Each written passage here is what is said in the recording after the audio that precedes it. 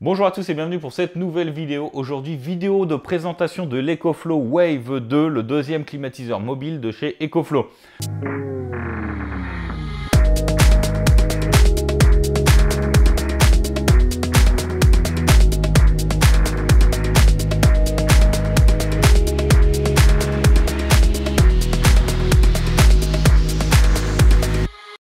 Je parle d'une vidéo de présentation et non d'une vidéo de test et avis comme d'habitude. Pourquoi? Tout simplement parce que pour moi, il ne fait pas encore assez chaud pour pouvoir le tester en conditions réelles et émettre un avis positif ou négatif sur de bonnes bases. Je ne suis pas un marchand de tapis, je préfère être honnête avec vous. Là, la vidéo de test et avis arrivera bien, quand il fera plus chaud après l'été, après une utilisation durant toute la période estivale. Voilà, je tenais à préciser ça tout de suite avant d'aller plus loin dans la vidéo. Aujourd'hui, on va juste se contenter de voir ce qu'est l'EcoFlow Wave 2, ses fonctionnalités, les boutons, voilà. Je l'ai testé bien évidemment un petit peu chez moi, mais par 23 degrés, je ne peux pas dire si c'est vraiment performant pour un camping-car ou pas. Passons tout de suite au vif du sujet. Comme je vous le disais, EcoFlow Wave 2, deuxième climatiseur mobile de chez EcoFlow. Et oui, il y avait le Wave 1 qui avait une puissance de 4000 BTU et une autonomie de 4 heures qui ne faisait que du froid. Là, sur le Wave 2, on est sur un climatiseur réversible. Il va vous faire du froid l'été, il va vous faire du chaud l'hiver. La puissance frigorifique est de 5100 BTU et la puissance calorifique en mode chaud est de 6100 BTU. Alors vous devez vous dire, le BTU, qu'est-ce que c'est? C'est le British Thermal Unit, une unité de mesure d'énergie thermique. Ça s'utilise beaucoup dans les pays anglo-saxons, américains, tout ça, pour lorsque l'on parle de climatiseur. Nous, en France, on est plus habitué à parler en watts. Pour convertir du BTU en watts, il suffit de diviser la valeur par 3,41. Ce qui nous donne une puissance frigorifique de 1500 watts et une puissance en mode chauffage de 1788 watts. C'est l'énergie restituée, ce n'est pas l'énergie consommée. En consommation, il consomme 820 watts. Alors que je vous parle en BTU ou en watts, je suis sûr que ça ne vous parle pas plus que ça et que vous vous demandez si ça suffirait à refroidir un camping-car. Eh bien, j'ai fait des recherches. Apparemment, pour un camping-car jusqu'à 6 mètres 50, 7 mètres, 1500 watts, ça peut être suffisant. Après, pour des camping-cars plus grands, eh bien, il faudrait opter pour une clim plus puissante. Mais dans ce cas-là, normalement, il n'y a pas de problème, on a de la place sur le toit. Et je suis sûr que dans la foulée, vous vous demandez aussi pourquoi est-ce qu'ils se sont limités à 1500 watts d'énergie restituée. Pourquoi est-ce qu'ils n'ont pas fait un truc avec un compresseur un petit peu plus costaud? Eh bien, tout simplement parce qu'on est sur de l'EcoFlow. Et EcoFlow, dans leur gène, c'est quoi? C'est des produits nomades. Et bien évidemment, ils ont sorti le Wave 2 avec une batterie auxiliaire. Cette batterie-là permet de l'alimenter et de l'utiliser jusqu'à 8 heures d'autonomie. Il faut savoir qu'on peut aussi le coupler à une Delta Max ou une Delta Pro. Sur la Delta Max, on va atteindre jusqu'à 14 heures d'autonomie. Et avec la Delta Pro, on va atteindre 24 heures d'autonomie sans utiliser le réseau. C'est pour ça, à mon avis, qu'ils ont fait ce choix de ne pas faire un système trop puissant pour pouvoir avoir un système qui allie un petit peu autonomie et efficacité. Et du coup, l'utilisation sur batterie, eh bien, ça permet de l'utiliser à la maison. On peut l'utiliser dans le camping-car avec ou sans 220 volts. On peut l'utiliser si jamais on est campeur avec une tente, parce qu'il y a des bus, vous allez voir juste après, pour orienter les flux d'air. On peut l'utiliser sur un bateau. Enfin, ça multiplie vraiment le nombre d'utilisations possibles. Passons tout de suite à l'aspect extérieur de ce Wave 2. Qu'est-ce qu'on va retrouver dessus? Déjà, niveau design, qu'est-ce qu'on peut dire? On peut dire que c'est quand même assez futuriste. C'est un design quand même assez original. Moi, lorsque je le regarde de face, là, comme ça, il me fait toujours penser au robot de Perdu dans l'espace, la série. Je vous mets une photo là. Je ne sais pas pourquoi, à chaque fois que je le vois, ça me fait penser à ce fameux robot-là. Bref. Alors, première caractéristique, le poids. Quel poids fait-il? Il fait 14,75 kg. La batterie additionnelle, elle fait 7,6 kg. Et lorsqu'on assemble les deux, on a un total de poids de 22,35 kg. D'ailleurs, en parlant d'assembler, je vais l'assembler devant vous. Tac. Comme vous le voyez, pour le porter, c'est pas mal. Ils ont prévu un système. Ça, c'est les poignées. C'est vraiment pas mal. Quand on veut assembler les deux ensemble, qu'est-ce qu'on fait? On pose la batterie là. Tac. Mettre un petit peu de biais. Vous posez le Wave 2 un petit peu reculé dessus, vous avancez. Et voilà. Les deux sont assemblés. Pour la liaison électrique, il suffit de rajouter cet adaptateur qui est fourni. Alors pour ce faire, tac, vous avez une trappe là, vous l'ouvrez, vous prenez la prise, tac, vous mettez comme ça, vous branchez et voilà, l'EcoFlow Wave 2 est autonome. Alors au niveau des dimensions, il faut savoir qu'il fait 54 cm de longueur, 29 cm de large, 33 de hauteur et quand il est avec la batterie, il va jusqu'à 41 cm de hauteur. Donc c'est pas non plus énorme, ça peut se caser un petit peu partout. Moi j'ai déjà trouvé une petite place ou le mettre dans le camping-car. Niveau utilisation, l'inclinaison maximale est de 15 degrés. Il ne faut pas l'utiliser à plus de 15 degrés d'inclinaison. Et il faut respecter une distance de 0,5 m devant et derrière. Bah oui, forcément, il faut que les flux d'air puissent passer. Ça paraît logique. Et le bruit en fonctionnement est de 44 décibels. Alors, c'est pas énorme comme bruit. De toute façon, c'est de la ventilation. Il y a du déplacement d'air. Il y aura toujours du bruit.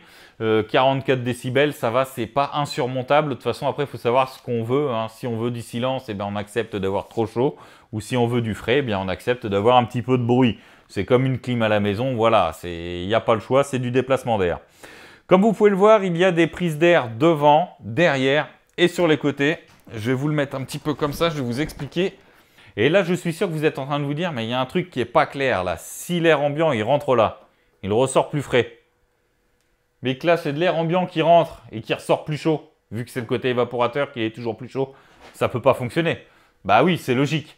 Vous savez, sur les clims mobiles, il y a toujours un tuyau d'air qu'on est obligé de passer par la fenêtre ou mettre quelque part pour évacuer les calories de la pièce, justement. Les calories qu'on cherche à éliminer. Là, en l'état, ça ne peut pas fonctionner. Eh bien oui, mais je vous rassure, EcoFlow ne sont pas fous. Bien au contraire, ils sont très intelligents. Pourquoi? Parce qu'ils ont fait ces petits adaptateurs qu'on peut mettre là, par exemple. Alors, c'est peut-être un petit peu chiant à mettre des fois. Voilà, ça c'est bien mis.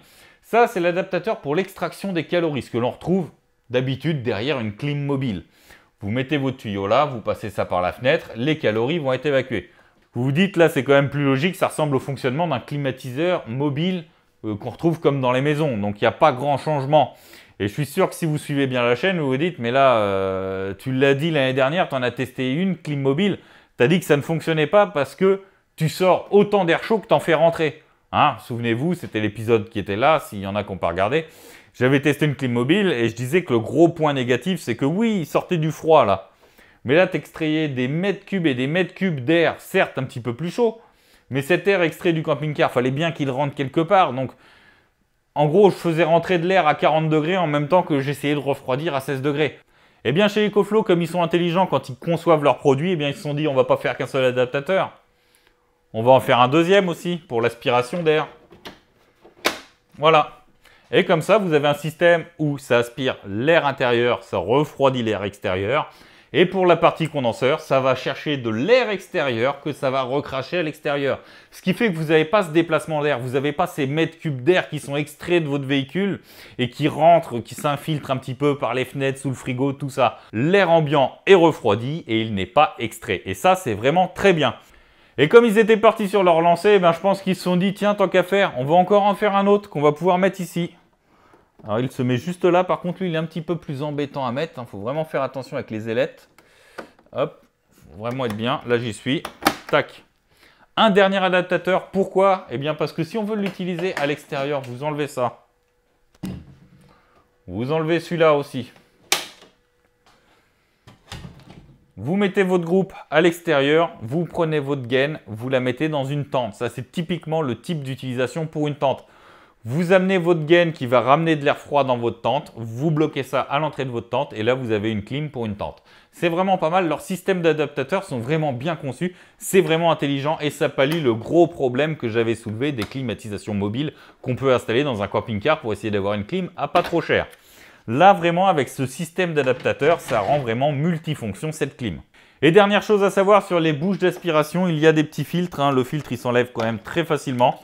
C'est des filtres avec des petites mailles pour retenir les poils, les trucs comme ça, les choses qui pourraient rentrer à l'intérieur des échangeurs et les boucher. Donc ça s'enlève vraiment facilement, ça se réinstalle vraiment très facilement. À l'arrière, qu'est-ce qu'on va retrouver aussi? On va retrouver une petite prise pour mettre un tuyau. C'est le tuyau d'évacuation des condensats. Et oui, comme toutes les clims, l'évaporateur va créer de la condensation. Il va y avoir de l'eau qui ruisselle. Le tuyau est fourni, mais n'est pas obligatoire. Pourquoi? Tout simplement parce qu'à l'intérieur, il y a un système qui va permettre d'évacuer ces fameux condensats par évaporation à la sortie d'air chaud. Vous allez sortir l'air chaud, l'air plein de calories que vous ne voulez pas à l'intérieur de votre véhicule. Mais en plus de ça, vous allez sortir l'eau qui va ruisseler sur l'évaporateur. Donc ça, c'est vraiment très bien. Ça évite de se prendre la tête à se demander où est-ce qu'on peut mettre les condensats. Parce que bien évidemment, il doit y avoir une petite réserve à l'intérieur, mais elle n'est pas non plus illimitée. Vous voyez bien que vu la taille et vu la forme de l'appareil, on n'a pas un bac qui peut contenir plusieurs litres comme un assécheur d'air. Voilà. Donc ça, c'est vraiment bien. On n'a pas à se prendre la tête avec les condensats. L'appareil les évacue tout seul. On continue un petit peu sur le tour de l'EcoFlow. Qu'est-ce qu'on va retrouver sur ce côté-là? On va retrouver l'alimentation 220 volts. On retrouve bien évidemment la prise qui va servir à alimenter le Wave 2 depuis la batterie. Cette prise-là va aussi servir à l'alimenter depuis une Delta Max ou une Delta Pro via un câble spécifique. On va retrouver aussi une prise XT60 et là c'est exactement comme l'EcoFlow Glacier. La prise XT60 va servir à alimenter le Wave 2 depuis une prise allume-cigare ou depuis des panneaux solaires.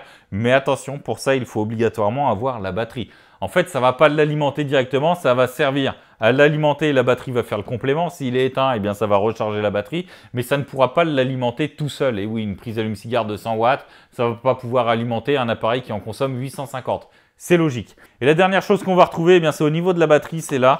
C'est le système de déverrouillage de la batterie. Là, la batterie, elle est verrouillée sur le Wave 2. Vous appuyez, vous reculez le Wave 2 et les deux se détachent. Voilà. Et là, on a fait un petit peu le tour du Wave 2. On a vu tout ce qu'il y avait autour. Il nous reste une chose à voir. Eh bien, c'est l'écran. Et on va regarder ça directement au-dessus.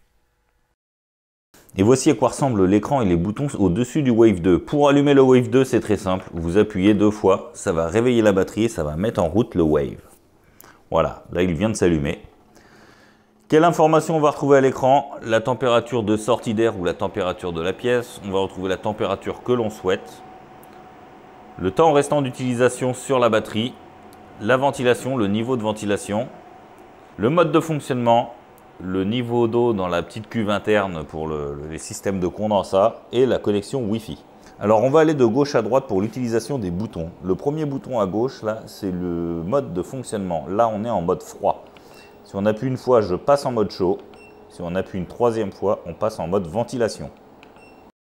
Alors là, ce bouton-là, ça va être le mode de fonctionnement. Là, on est en fonctionnement normal. Si on appuie une fois, on va passer en fonctionnement max. C'est-à-dire que la clim va donner tout ce qu'elle peut. Là, on est en mode nuit. Elle va limiter la ventilation pour essayer de ne pas faire trop de bruit. Et là, on est en mode éco où ça va limiter au maximum la consommation d'énergie afin de durer plus longtemps sur la batterie. Les deuxièmes boutons, eh bien, ça va être le réglage de la température désirée, moins, plus. On peut régler comme on le souhaite, on ne peut pas descendre en dessous de 16 degrés. Le troisième bouton, là, eh bien, ça va être la ventilation, le niveau de ventilation. Là, on est sur 1, on passe à 2, on passe à 3, et on retourne sur 1. Le bouton Power, quant à lui, il y a plusieurs utilisations. L'utilisation pour on-off du Wave 2, mais aussi pour éteindre l'écran. Vous appuyez une fois dessus, ça éteint complètement l'écran. Vous rappuyez dessus, ça le rallume. Pour éteindre le Wave 2, il faut rester appuyé dessus. Et là, ça l'éteint.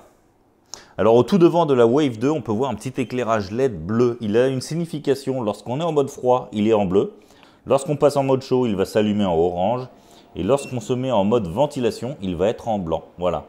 Et il faut savoir que cette petite barre LED, on peut choisir de l'avoir tout le temps allumée, l'avoir allumée uniquement avec l'écran ou de l'avoir tout le temps éteinte. Alors comme vous l'avez vu, l'écran, les boutons, tout ça, c'est du typique EcoFlow. On retrouve vraiment tout de suite ces marques. Dans le typique EcoFlow, il y a aussi le fait que le Wave 2, eh bien, il se connecte à votre smartphone pour le contrôler et faire les mises à jour. Les mises à jour, attention, il faut être branché sur le 220 volts. C'est marqué noir sur blanc. Moi, je ne l'avais pas vu, j'ai essayé de faire la mise à jour depuis la batterie, ça me remontait un code défaut. Ça m'a permis de contacter l'assistance technique qui m'a répondu très très vite. En 5 minutes, j'avais ma réponse et je me suis rendu compte que c'est moi qui ne savais pas lire. Pourtant, c'était bien indiqué qu'il fallait tenter de la faire sur le 220 volts. Passons tout de suite au dernier point de cette vidéo, le point qui fait un petit peu grincer des dents, eh bien ça va être le tarif. Le tarif de l'EcoFlow Wave 2 et de la batterie auxiliaire, c'est 1 999 €. Autant dire 2000 €. 2000 € ça pique, oui, mais si on compare ça aux clims de toit de camping-car, on est dans les tarifs. Les clims de toit de camping-car, c'est 2000 balles minimum. Les clims de soude, c'est environ 1500, 1800 €. Donc on est dans les tarifs et ces deux clims-là ne fonctionnent pas de manière autonome. Là, pour le même budget, on a une clim qui fonctionne de manière autonome et qui peut servir dans le camping-car, mais aussi à bien d'autres utilisations. Donc je pense que c'est un investissement qui peut se réfléchir si jamais on souhaite installer une clim dans son camping-car. Moi, comme je vous l'avais dit, la clim de toit, c'était impossible parce que j'ai plus de place avec mes panneaux solaires. Je voulais installer une clim de soude, je me suis tâté longuement et puis je me suis rendu compte qu'en fait, eh bien, là où je voulais la mettre, j'ai ma cuve d'eau propre et d'eau grise. J'ai mes deux cuves à ces endroits-là, donc c'était impossible. La clim de maison, voilà, vous avez la vidéo, j'ai testé, c'était pas bon. Là, elle, j'espère qu'elle va m'apporter satisfaction. Je ne me prononce pas, je vous le rappelle, j'ai pas pu la tester vraiment en situation. Pour moi, tester une clim quand il fait 23 degrés dehors, eh bien, c'est un petit peu de la connerie. Je suis désolé. Je préfère être honnête, je vais pas vous dire elle fonctionne super bien, rafraîchit trop bien le camping-car alors qu'il fait que 20 degrés dehors. Donc voilà, je vais l'essayer bien évidemment cet été, je vais la tester et au retour des vacances d'été, je vous ferai une vidéo. Et là, je donnerai mon verdict, est-ce que ça sert à refroidir un camping-car ou pas? Est-ce que c'est vraiment efficace ou pas? Mais à mon avis, rien que le fait que l'on puisse prendre l'air à l'extérieur et le rejeter à l'extérieur, ne plus avoir ce mouvement d'air comme je disais ou la clim mobile que j'avais essayé, le problème c'est que tu sors des mètres cubes et des mètres cubes d'air chaud, mais tu as de l'air chaud aussi qui rentre de ce fait dans le camping-car. Donc d'un côté tu refroidis, mais d'un autre côté tu réchauffes un petit peu. Là je pense que le fait d'avoir ces deux conduits d'air, eh bien ça peut grandement améliorer les choses. Voilà, j'espère que vous avez apprécié cette vidéo. Comme d'habitude, n'hésitez pas à laisser des commentaires, n'hésitez pas à laisser des pouces levés. Et je vous dis à dimanche dans 2 semaines à 18 h.